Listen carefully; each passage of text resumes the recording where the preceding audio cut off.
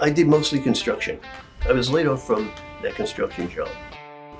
My wife, who's a school teacher, said they're looking for a custodian at their school. So I said, all right, let me go check it out.